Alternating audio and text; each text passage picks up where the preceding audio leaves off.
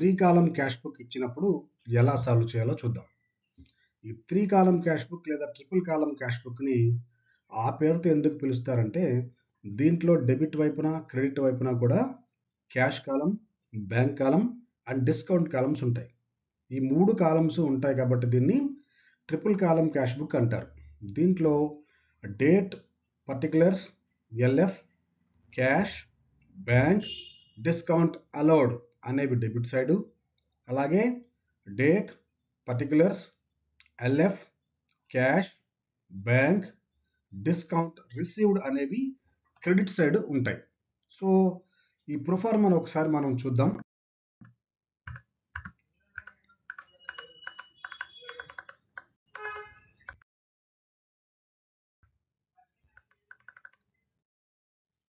చూడండి, triple column cash బుక్లో proforma ఇలా ఉంటుంది. సో 3 కాలమ్ క్యాష్ బుక్లో డెబిట్ వైపు, క్రెడిట్ వైపు కూడా డేట్ కాలం, పర్టికులర్స్ కాలం, ఎల్ఎఫ్ కాలం, క్యాష్, బ్యాంక్, డిస్కౌంట్ అలౌడ్. అలాగే క్రెడిట్ వైపున కూడా date, particulars, LF, cash, bank, discount received. ఇక్కడ డెబిట్ వైపు, క్రెడిట్ వైపు కూడా క్యాష్ కాలం, బ్యాంక్ కాలం, డిస్కౌంట్ కాలం. సో ఈ 2 columns cash, bank and discount 2 వైపులా ఉన్నాయి కాబట్టి దీన్ని ట్రిపుల్ కాలమ్ క్యాష్ బుక్ అంటాం. ఒక్కొక్క వైపున ఈ 3 కాలమ్స్ ఉంటాయి కాబట్టి క్యాష్, బ్యాంకు, డిస్కౌంట్. సో ఇప్పుడు మనం ట్రిపుల్ కాలమ్ క్యాష్ బుక్ని ప్రిపేర్ చేసేటప్పుడు చేయాల్సిన పని ఏంటో చూద్దాం. దీంట్లో బేసిక్ ప్రిన్సిపల్స్ ఏంటో చూద్దాం. ఈ ట్రిపుల్ కాలమ్ ఒక్కొక్క ఐటెం వచ్చినప్పుడు ఏ వైపున ఎలా రాయాలో చూద్దాం. చూడండి, nature of item and where to record అనేది ఇక్కడ మనం క్లియర్గా చూపించడం జరిగింది. ఆల్ క్యాష్ రిసీట్స్ అన్నీ కూడా మనం డెబిట్ వైపున క్యాష్ కాలంలో రాయాలి. అలాగే ఆల్ బ్యాంక్ రిసీట్స్ అంటే చెక్ ద్వారా వచ్చిన రిసీట్స్ అన్నీ కూడా డెబిట్ వైపున బ్యాంక్ కాలంలో రాయాలి. అలాగే మనం డిస్కౌంట్ కనుక ఏదైనా అలౌ చేస్తే అలౌ చేసిన డిస్కౌంట్ కూడా డెబిట్ వైపున డిస్కౌంట్ అలౌడ్ కాలంలో రాయాలి. అలాగే cash payments, all cash payments, మనం క్యాష్ రూపంలో ఏ పేమెంట్ చేసినప్పటికీ దాన్ని క్రెడిట్ వైపున క్యాష్ కాలంలో రాయాలి. అలాగే ఆల్ బ్యాంక్ పేమెంట్స్, దీంట్లో బ్యాంక్ ద్వారా అంటే చెక్ ద్వారా ఏ రకమైన పేమెంట్స్ చేసినప్పటికీ ఆ మొత్తాన్ని క్రెడిట్ వైపున బ్యాంక్ కాలంలో రాయాల్సి ఉంటుంది. తర్వాత డిస్కౌంట్ రిసీవ్డ్, మనం ఎవరికైనా పేమెంట్ చేసినప్పుడు డిస్కౌంట్ వస్తే ఆ డిస్కౌంట్ని క్రెడిట్ వైపున డిస్కౌంట్ రిసీవ్డ్ కాలంలో రాయాలి.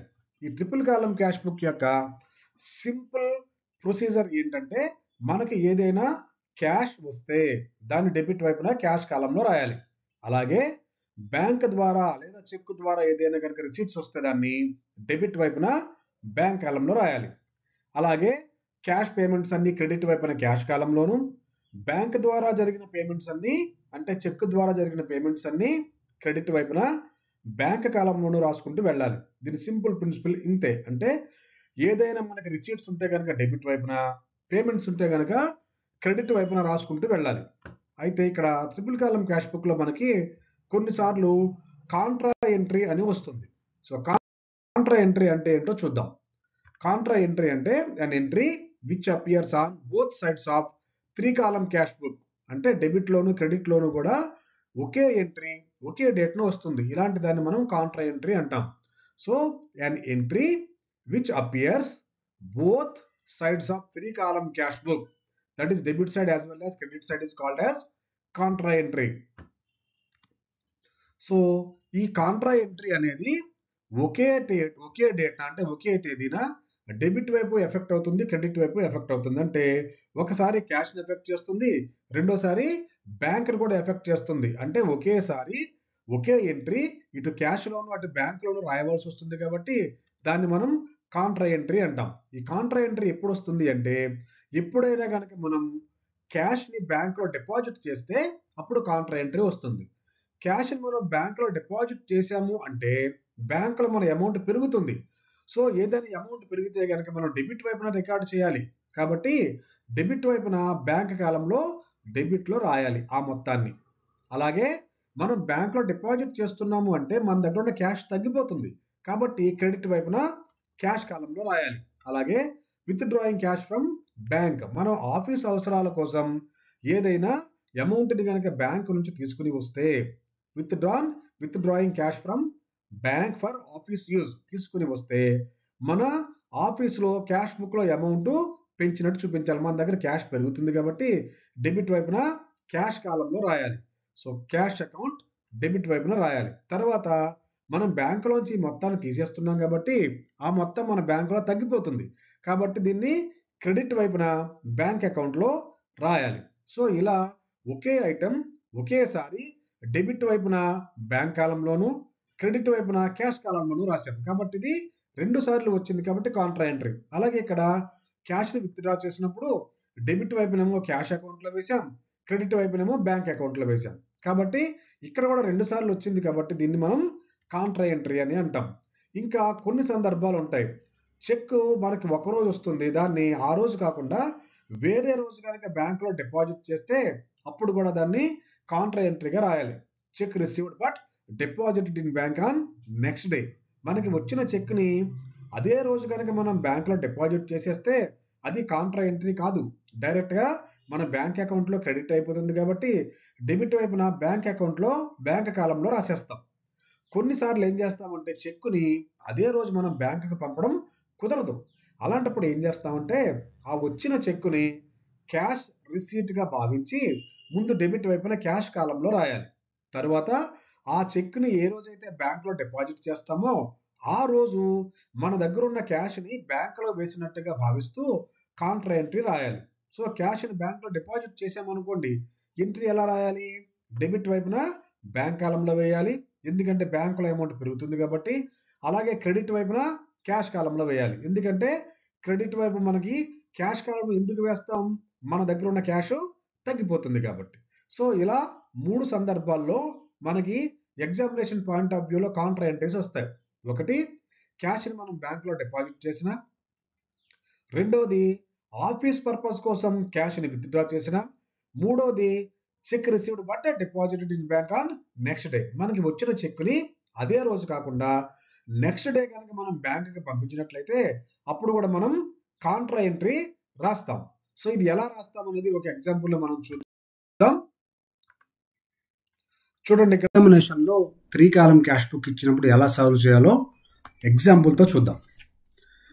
ప్రిపేర్ 3 కాలం క్యాష్ బుక్ అని ఇక్కడ ప్రాబ్లం ఉంది.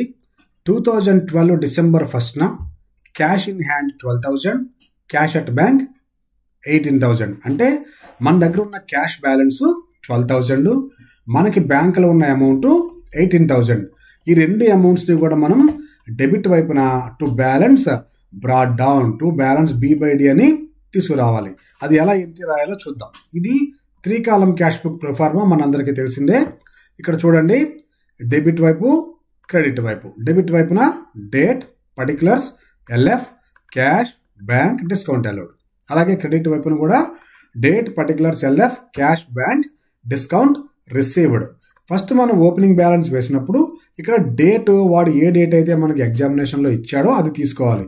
2012 డిసెంబర్ 1. ఈ 2012 డిసెంబర్ 1కి మనకు అక్కడ కొంత బ్యాలెన్స్ ఇచ్చారు కాబట్టి ఏం చేయాలంటే టు బ్యాలెన్స్ B/D అంటే బ్యాలెన్స్ బ్రాట్ డౌన్. క్యాష్ ఎంత ఇచ్చాడో క్యాష్ కాలంలోను, బ్యాంక్ ఎంత ఇచ్చాడో బ్యాంక్ కాలంలోను రాయాలి. ఇక్కడ చూడండి, క్యాష్ ఇన్ హ్యాండ్ 12,000, అలాగే క్యాష్ అట్ బ్యాంక్ 18,000. కాబట్టి క్యాష్ కాలంలో క్యాష్ అమౌంట్, అలాగే బ్యాంక్ కాలంలో బ్యాంక్ అమౌంట్. ఎంత ఇచ్చారో ఫస్ట్ మనం ఇనీషియల్గా దీంట్లో ఎంట్రీ వేసాం, లెక్కలో ఇచ్చింది ఇచ్చినట్టుగా ఎక్కించాం.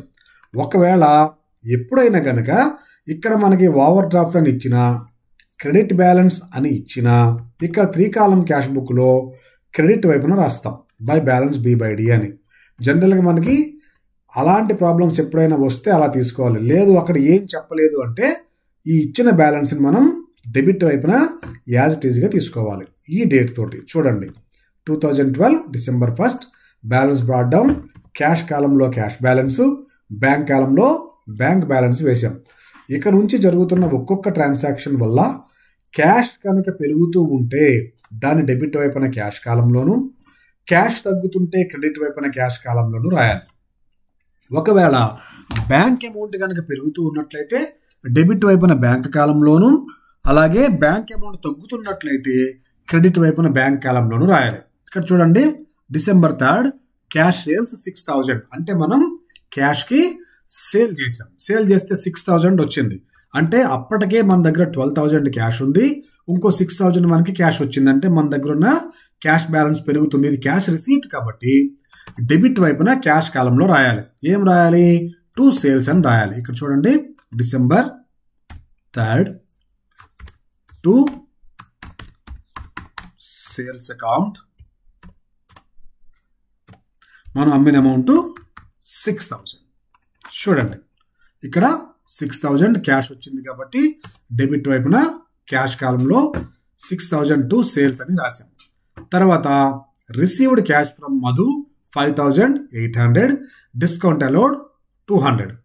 మనకి మధు అనేవాడి దగ్గర నుంచి క్యాష్ వచ్చింది అంటే అగైన్ మన దగ్గర క్యాష్ పెరుగుతుంది. ఇది క్యాష్ రిసీట్ కాబట్టి డెబిట్ వైపున టు మధు అకౌంట్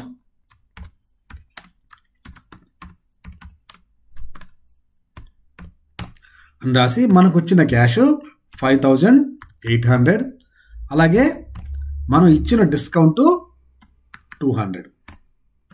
ఇక్కడ క్యాష్ వచ్చింది కాబట్టి క్యాష్ కాలంలోను, మనం డిస్కౌంట్ 200 ఇచ్చాం కాబట్టి డిస్కౌంట్ కాలంలో రాసాం. ఇక్కడ డేట్ 8th December 8th. తర్వాత చూడండి, 14th issued cheque to Hari 9600, discount received 400. మనం హరి అనేవాడికి చెక్ ఇచ్చాం. చెక్ ఇస్తే బ్యాంకులో మన అమౌంట్ తగ్గిపోతుంది కాబట్టి దీన్ని బ్యాంక్ కాలంలో క్రెడిట్ వైపున రాయాలి. సో ఇక్కడ క్రెడిట్ వైపున పర్టికులర్స్ కాలంలో డేట్ కాలంలో 2012 December 14th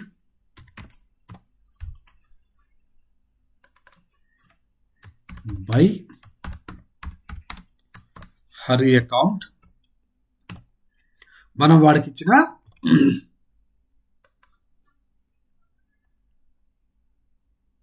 చెక్ ఎంత ఇచ్చాం వాడికి మనం 9600 కాబట్టి దాన్ని బ్యాంక్ కాలంలో వేయాలి. అలాగే వాడు మనకి ఇచ్చిన డిస్కౌంట్ 400 డిస్కౌంట్ రిసీవ్డ్ కాలంలో వేసాం. తర్వాత చూడండి, పెయిడ్ కమిషన్ 500 మనం ఎవరికో కమిషన్ పే చేసాం అంటే మన దగ్గర ఉన్న క్యాష్ బయటికి పోతుంది. ఇది క్యాష్ పేమెంట్ కాబట్టి క్రెడిట్ వైపున బై కమిషన్ అకౌంట్ క్యాష్ తగ్గిపోతుంది కాబట్టి క్యాష్ కాలంలో రాయాలి. ఎంత? 500. Date December 20th.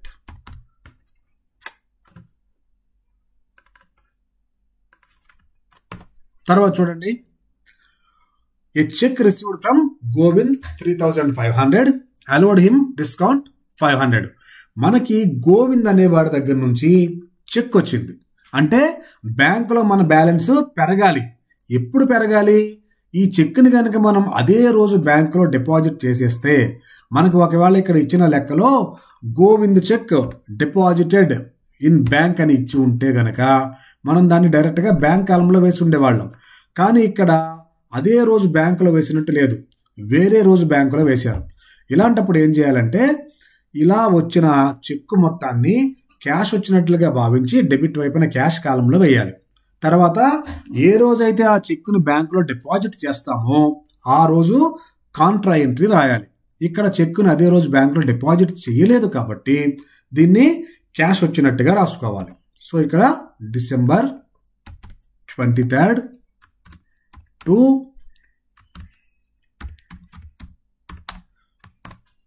Govind account వచ్చింది చెక్ అయినప్పటికీ అదే రోజు బ్యాంకులో వేయలేదు కాబట్టి క్యాష్ కాలంలో రాయాలి. 3500 మనం ఇచ్చిన డిస్కౌంట్ 500. తర్వాత చూడండి, 25th Govind cheque deposited to bank. ఇక్కడ అమౌంట్ ఇవ్వరు మనకి. ఎందుకు అంటే ఈ ముందు రోజు వచ్చిన చెక్కుని ఆ రోజు డిపాజిట్ చేసాం. ఇలాంటప్పుడు ఏం చేస్తామంటే మనం బ్యాంకులో క్యాష్ డిపాజిట్ చేసినట్టుగా భావించి కాంట్రా ఎంట్రీ రాయాలి. ఓకే. సో కాబట్టి 25th మనం బ్యాంకులో క్యాష్ కనుక డిపాజిట్ చేస్తే బ్యాంకులో మన డబ్బులు పెరుగుతాయి. కాబట్టి డెబిట్ వైపున బ్యాంక్ కాలంలో రాయాలి 25th టు క్యాష్ అకౌంట్ అని రాసి బ్యాంక్ కాలంలో 3500 గోవింద్ చెక్ అమౌంట్ ఎంత అయితే అంత. తర్వాత ఇదే మొత్తం మనం బ్యాంకులో డిపాజిట్ చేస్తున్నాం కాబట్టి మన దగ్గర క్యాష్ తగ్గిపోయినట్టుగా భావించాలి. కాబట్టి 25th same date by bank account అని క్యాష్ కాలంలో 3500 రాయాలి. అంటే ఒకే రోజు ఒకే ఎంట్రీ. ఇక్కడ మనం డెబిట్లను రాసాం, అలాగే క్రెడిట్లో కూడా రాసాం. అంటే చూడండి, ఇక్కడేమో టు క్యాష్ అని బ్యాంకులో వేసాం, ఇక్కడ బై బ్యాంక్ అని క్యాష్లో వేసాం. ఎందుకంటే మన దగ్గర ఉన్న క్యాష్ బ్యాంకులో డిపాజిట్ చేస్తే తగ్గిపోతుంది కాబట్టి క్రెడిట్ వైపున క్యాష్ కాలంలో వేసాం. అలాగే అమౌంట్ బ్యాంకులో డిపాజిట్ చేస్తే బ్యాంకులో అమౌంట్ పెరుగుతుంది కాబట్టి డెబిట్ వైపున బ్యాంక్ కాలంలో వేసాం. ఇది 2 సార్లు వచ్చింది ఒకే డేట్కి, కాబట్టి ఇది కాంట్రా ఎంట్రీ. అందువల్ల ఎల్ఎఫ్ కాలంలో సి అనే అక్షరం రాయాలి. అంటే ఇది మనకి కాంట్రా ఎంట్రీ అని అర్థం. తర్వాత చూడండి, బాట్ ఫర్నిచర్ 2000. మనం ఫర్నిచర్ 2000 పెట్టి కొన్నాం అంటే మన దగ్గర క్యాష్ తగ్గిపోతుంది. So 26th by furniture account అని మన దగ్గర నుంచి క్యాష్ తగ్గిపోతుంది కాబట్టి క్యాష్ కాలంలో 2000. తర్వాత చూడండి, withdrew from bank for office use. మనం ఆఫీస్ యూజ్ కోసం బ్యాంక్ నుంచి అమౌంట్ విత్డ్రా చేసాం. అంటే బ్యాంక్లోనేమో మన అమౌంట్ తగ్గిపోతుంది, మన దగ్గర అమౌంట్ పెరుగుతుంది. కాబట్టి ఒకసారేమో మనకి క్యాష్ పెరిగినట్టు రాయాలి, రెండోసారి బ్యాంకులో తగ్గినట్టు రాయాలి. కాబట్టి 28th టు బ్యాంక్ అకౌంట్. ఎందుకంటే మనం బ్యాంక్ నుంచి తేవడం వల్ల మన దగ్గర అమౌంట్ పెరిగింది 5000. తర్వాత మనం బ్యాంక్ నుంచి తెస్తే బ్యాంకులో మన డబ్బులు తగ్గిపోతాయి కాబట్టి క్రెడిట్ వైపున రాయాలి బై క్యాష్ అకౌంట్. ఎందుకంటే బ్యాంక్ నుంచి క్యాష్ తీసుకురావడం వల్ల బ్యాంకులో మన డబ్బులు తగ్గిపోయాయి 5000. సో ఇది కూడా ఇక్కడ డెబిట్లో ఒకసారి వచ్చింది, అలాగే క్రెడిట్లో ఒకసారి వచ్చింది. ఒకే రోజు ఒకే ఎంట్రీ 2 సార్లు వచ్చింది కాబట్టి ఇది కాంట్రా ఎంట్రీ. ఎల్ఎఫ్ కాలంలో సి అని రాయాలి. తర్వాత చూడండి, శాలరీస్ పెయిడ్ బై చెక్. మనం చెక్ ద్వారా జీతాలు ఇచ్చాం అంటే బ్యాంకులో మన డబ్బులు తగ్గిపోతాయి. కాబట్టి ఇక్కడ 30th బై శాలరీస్ అకౌంట్ అని ఎంత శాలరీ పే చేసాం మనం 1000 చెక్ ద్వారా పే చేసాం. సో ఇక్కడికి పోస్టింగ్ అంతా పూర్తయింది. ఇప్పుడేం చేయాలంటే దీన్ని బ్యాలెన్స్ చేయాలి. బ్యాలెన్స్ చేయడం అంటే మనందరికీ ఆల్రెడీ తెలుసు. ఏం చేయాలి, ఏ వైపు అయితే ఎక్కువ ఉందో దాన్ని కూడి 2 వైపులా వేయాలి. తర్వాత ఎక్కువలోంచి తక్కువ తీసేయాలి. సో 2 వైపులా కొంచెం గ్యాప్ వదలండి.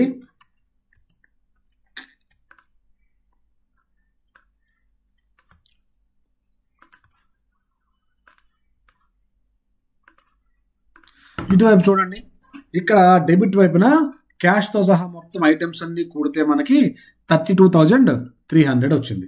అలాగే క్రెడిట్ వైపున క్యాష్ మొత్తం కూడితే మనకి 6,000 వచ్చింది. కాబట్టి ఇది ఎక్కువ కాబట్టి 32,300 ఇక్కడ వేయాలి. దిస్ ఈజ్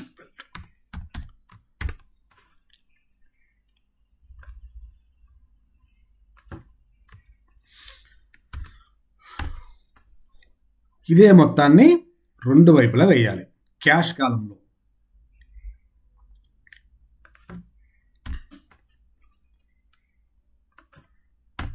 ఇప్పుడు ఈ ఎక్కువ మొత్తంలో నుంచి తక్కువ తీసేయాలి. తీసేసి వచ్చిన బ్యాలెన్స్ని తక్కువ ఉన్న వైపున వేయాలి. This is equal 32,300 minus